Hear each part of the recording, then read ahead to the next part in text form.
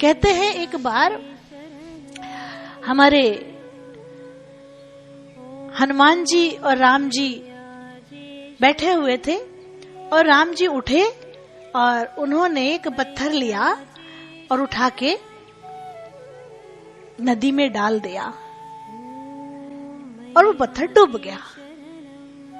राम जी ने दूसरा पत्थर उठाया, वो भी डाल दिया, वो भी डूब गया। उन्होंने तीसरा पत्थर उठाया, फिर डाला, वो भी डूब गया। राम जी बड़े परेशान, ये क्या हो रहा है? मैं पत्थर डालता हूँ, डूबते हैं, और मेरा नाम लिखकर भगत डालते हैं तो बांध बनता चला जा रहा है, वो नहीं डूब रहा, ऐसा क्या?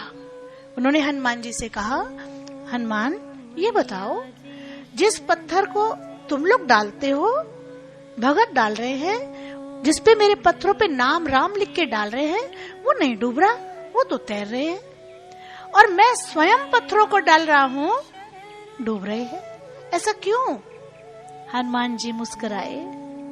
हनुमान जी ने कहा, प्रभु आपसे बढ़कर आपका नाम, पहली बात, और दूसरी बात प्रभु, जिसको आप ही छोड़ दे, जिस पत्थर को आपने ही छोड़ दिया, तो उसको तो डूबना ही है, निश्चित डूबना है, वो तो तैर सकता ही नहीं, पार उतर सकता ही नहीं, उसको तो निश्चित निश्चित निश्चित उसको डूबना ही है, उसकी हार सुनिश्चित है।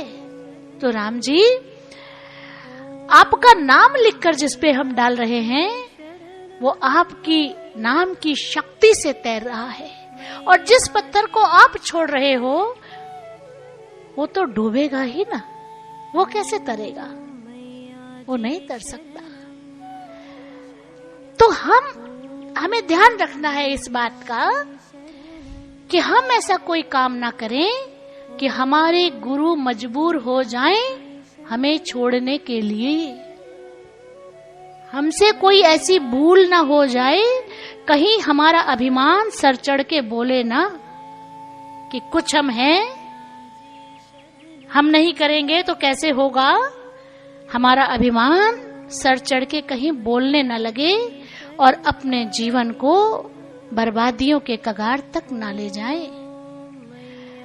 हम बच्चों को इस बात का बहुत ध्यान रखना चाहिए कि हम अपने जीवन पे नजर डालें, भूल से भी कोई ऐसी भूल ना हो जो हमारे गुरुवर को, हमारे सद्गुरु को, हमारे परमात्मा को पसंद ना आए।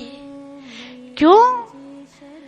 क्योंकि वो हमारे सब कुछ है, वो हमारे सब कुछ है। हमें बुराइयां नहीं ढूंढनी, हमें अच्छाइयां काउंटिंग करनी है। नमो नमो गुरुदेव तुझको नमो नमः। नमो नमो गुरु